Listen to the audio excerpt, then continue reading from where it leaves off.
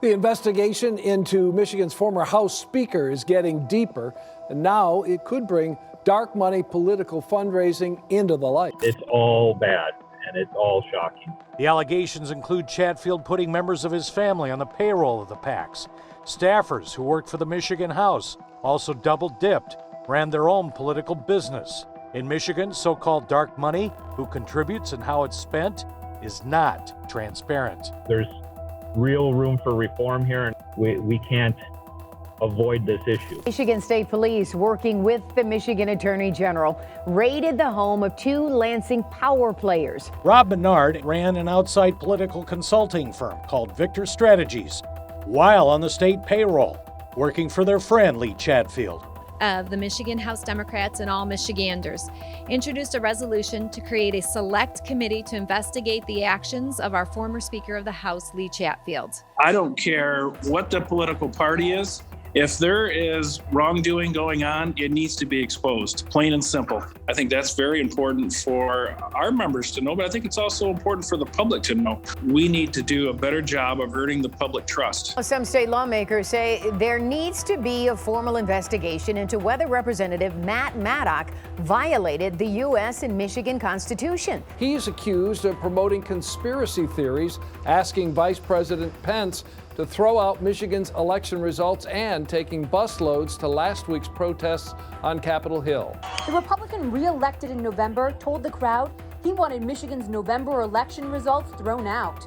This comes after he for months made allegations of election fraud that courts did not just dismiss, but flat out said were not credible allegations. Rudy Giuliani appearing before the bipartisan House Oversight Committee for hours, claiming the election was stolen from President Trump. Important to point out that Bill Barr, the U.S. Attorney General, said the Department of Justice has looked into these allegations of widespread election fraud and have found no evidence to back it up. The FBI is on the move in Michigan, serving federal subpoenas to those who signed on as false electors for former President Donald Trump. Former Michigan GOP State Party Chair Laura Cox, in her deposition for the January 6th committee, testified there was a plot to have these fake electors hide in the Capitol overnight so they could cast their votes for Trump the following day. I told him in no uncertain terms that that was insane and inappropriate. Introduced a resolution this week to hold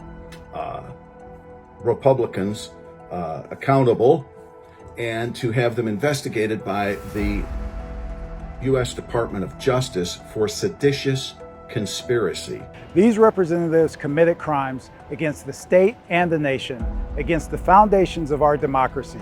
They have broken federal law and betrayed their oath of office.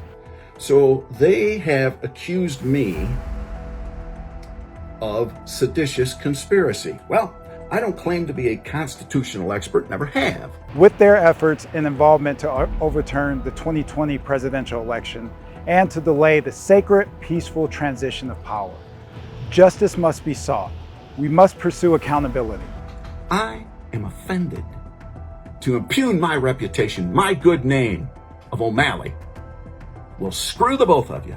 We have already called for Representative Rendon to be censured for her role in this criminal conspiracy. A bare minimum reprimand for her well-documented abuse of office in service to this plot to overthrow the results of the 2020 presidential election. We need an investigation now, no matter how much the Republican majority doesn't want to draw attention to these alleged crimes.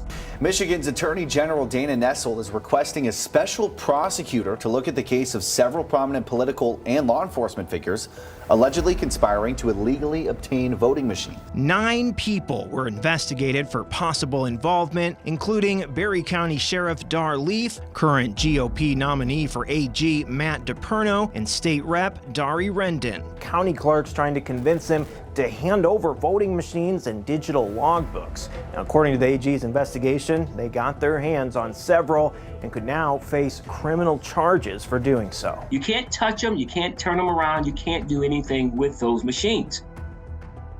So you obviously, if you can't touch them, you can't seize them. From where we stand, this should be an easy decision, at least for any member of the legislature with nothing to hide. This investigation lives and dies at the discretion of the Speaker of the House, Jason Wentworth. So in a sense, we're here today for 2 reasons. not just for the actions or alleged actions of the former speaker, but also the inaction of the current one. The people of Michigan deserve answers.